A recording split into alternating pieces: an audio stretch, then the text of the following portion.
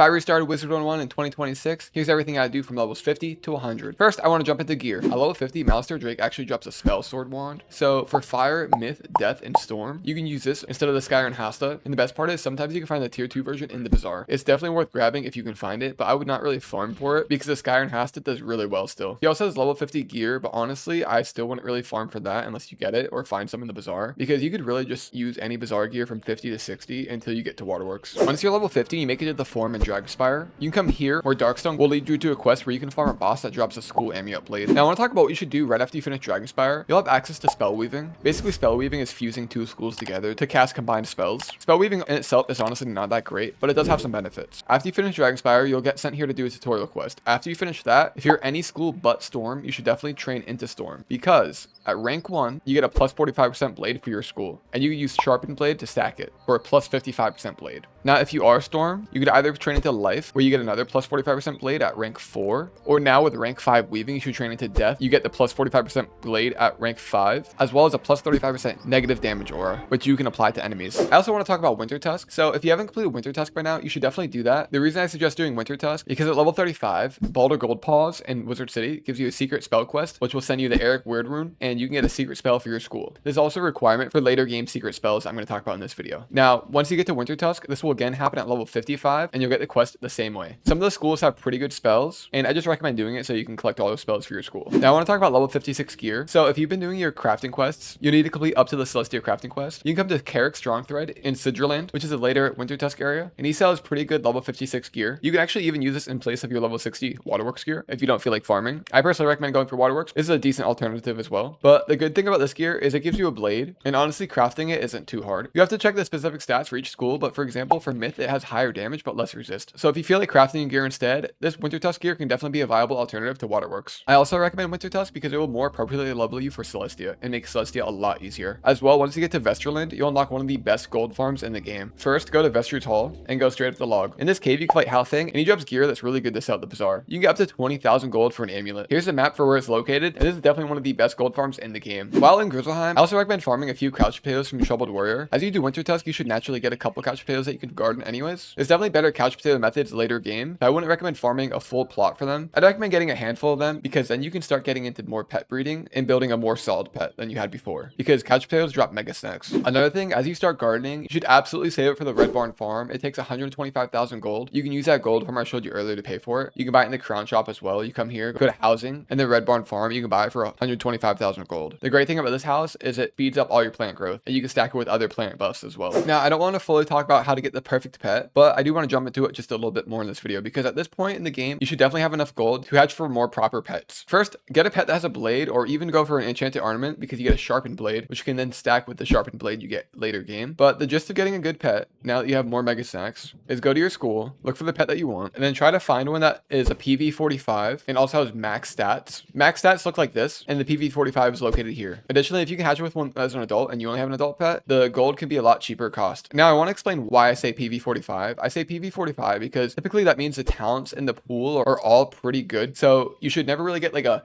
failed pet, and each talent should be pretty good to have. You still might get ones you don't necessarily want. Like for instance, I got Armor Breaker, but it's still a good talent, and I would not consider this a failed pet by any means. Ideally, you want to hatch until your pet also says PV45, but you don't necessarily have to either. It typically just means that all the talents should be worthwhile, and then the max stats means you're getting the most out of your talents. And then you can come over to the dance game, for instance, or any other game you want to, and if you do the game 25 times, you can actually just skip the game and not play it, making pet training a lot quicker. Now, I'm primarily talking about console, but if you're on PC, there's actually exclusive spell weaving pets, and there's a lot of community made ones that have PV45s, and basically the importance about them is you don't get their pet body, so you'll always get your pet body back instead. So once you have your pet body, you can keep hatching with that specific pet and make a perfect pet with the body that you want, with no chance of getting the other body. I'll put something in the description, and I'll pull up the quick guide now. I can make a future video going into way more detail on how to get perfect pets. Once you're in Celestia, one of the first things you should do as well at level 50 is come over to the Sun School trainer. At level 50 you can train Strong, then at level 52 you can train Giant. Also Also, as you're in Celestia, Ogden Peak will have a training point quest that is typically pretty easy to do. You can buy most items at the bazaar at level 52, 54, and 56. So make sure you stop here. And then once you get to level 56 and in the floating lands, you can train Monstrous. And then at level 58, you can train Gargantuan. Now, a quick thing I want to talk about with that, if you're not progress for the main story enough and you're not at the area to get those spells, you can actually come to the housing tours, go to Visit Castle, top rated again, and look for Arcanum Apartment. Leave the apartment, come all the way down here, take a right, and go to the Astral School Teacher. If you're higher level than the area you're at, you come here and get all the enchants I just talked about, and even more. Now, at level 60, Vlad Raveneye will give you a quest to do the Waterworks dungeon, which you can come down to Crab Alley to do. This is honestly the best gear you're going to want to farm for, and I would go for this one for almost every school, except for Ice. You'll need a team for this dungeon as well, because the bosses do cheats, and you can look up a guide online to figure out how to do it. It's a pretty straightforward dungeon though. And I just want to throw in, if you're in a team of 4, you can actually respawn the final boss. So basically have your whole team stay in the final boss room besides one person. They leave the room, but not the dungeon, and they go back, and the boss should respawn. And that can help save you time farming this boss. This is easily the most straightforward farm to get for gear. Now, there are other options I'm going to talk about too. In Celestia, you get the Atavistic gear at level 60. I would still farm Waterworks for most schools, but honestly for Ice, I would go for Atavistic gear if you want to farm it. Farming this gear can be kind of tedious, so Waterworks could honestly just be better and quicker. The main difference for Ice is there's higher damage, and Ice struggles with damage mostly, so that's why I recommend this gear. But if you want Waterworks, you get higher resist that way. The final boss in Celestia drops this gear, and you can also craft it, but it's kind of tedious to craft as well because you need to fight the final boss 35 times to get the badge, and then you'll need Shark Teeth, which you can farm Big Salgio in the Chancellor dungeon. However, I definitely recommend getting the wand, which you can get from Big Salgio in the Chancellor dungeon as well, who also drops the Shark Teeth. This wand is a little bit better than the Skyr and Hasta. If you didn't get the Malistaire wand, this one's definitely worth picking up, but you can also skip it if you don't feel like farming for it. The Skyr and Hasta is just honestly really good. So another dungeon to get level 60 is the Balance Professor. We'll give you the Zigzag dungeon. Honestly, in my opinion, I'd say you could skip this unless you're trying to truly min-max your gear. The robes are better for some schools, and you get a mass prism early on, which can be useful, but not many people really run this dungeon, and it can be kind of tedious to farm as well. So that's why Waterworks is just the most reliable dungeon to farm. The next thing I do is once you get to Zafaria and level 60 in the Baobab Market, if you come to Marwa and you go to the equipment shop here, she has amulets for blades for your specific school, and I definitely recommend using this blade. It's a little pricey, but definitely worth it. And by now you should definitely have enough gold to buy one. Another option is you can do the Faint amulet at level 50, but I personally like the blade amulet, and you can use it for a long time. By the way, I definitely recommend completing the crafting quests up to Zafaria at this point, because you're going to save yourself a lot of time if you do that now, because you can craft one of the best wands in the game later on, or at level 125. Now, another quick thing I want to talk about is a secret spell. You have to complete the Wintertusk spell as a prerequisite, which I talked about earlier, but at level 72 in Avalon, Friar Nolan will give you a secret spell quest for your specific school. He's just off to the side in the spawn area. And then again, at level 75, Fiona will give you a quest for a secret spell for your school. She's located in High Road right here. Now you'll have to complete up to 19 quests before you can even get the quest if you are already level 72.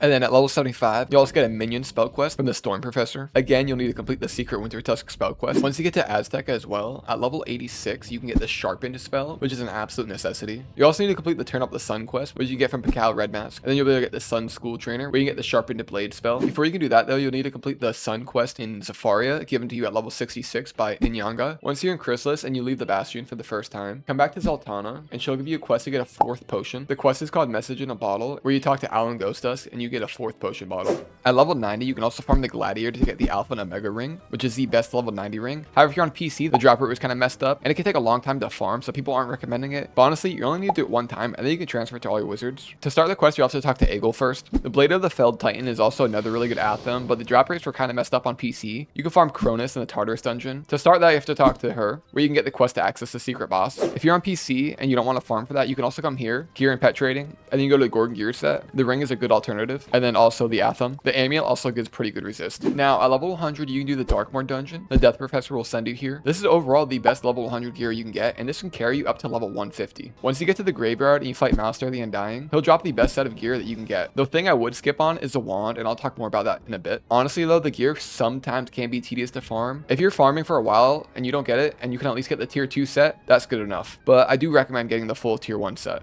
Malistaire drops most of the gear, except for the Athame is dropped by the first boss in the graveyard, and the amulet is dropped by Shane Von Shane in the second dungeon in the upper halls. The ring is dropped from Aphrodite to the secret stone key boss in the graveyard. By the way, the ring and the Athame are better than the Gorgon ones in my opinion, but you can do those if you don't feel like farming for them or you can't get them. Alternatively, you can use the level 90 Athame and ring I talked about, but these are definitely a bit better. The best deck you can get is Craft from Harker, and I recommend getting it if you can, because you actually get an extra pip to start with, so you'll start with 5 pips instead of 4. You have to craft them, and it can kind of be tedious to craft, so honestly, you could skip out on this. And if you levels, you can find one from the bazaar that has an extra pip as well. Now, the level 100 wand you want to do is actually farm from the final area in Chrysalis. The tree roots drop it. It's the sword of the shield wand for your specific school. This provides damage, unlike the Malistaire wand. This is easily the best level 100 wand of the game. You can also find the tier 2 version of that wand in the bazaar. That'd be the armaments wand. Now, a level 100 is actually an alternative gear set you could do, which is dropped from Archmagus in the galleries. And if you don't get the tier 1 version, you come here and trade some of the gear in Sardonyx. Some of this gear can actually be better than the Darkmoor gear if you don't care about shadow rating, but you'd have to compare the exact stats and exactly what you want for your build, and I can leave links in the description for all the gear. I still prefer the Darkmoor gear because you get shadow rating, and this gear doesn't have any shadow rating, but it's definitely a good alternative if you don't care about that. There's also sockets on this gear. There's alternative gear set, and there's also the Morganth gear set. You can trade the Morganth set for the alternative gear set. You can also craft the Morganth set if you can't get it dropped, and you actually buy some of this gear in the bazaar. You'll need 9 of any of the item. Unless you're trying to min-max, I personally think just farming Darkmoor is more straightforward. However, I would absolutely go for the wand. Thank you all so much for watching. If this video helped you, please drop a like, comment, and subscribe, and I'll see you next time.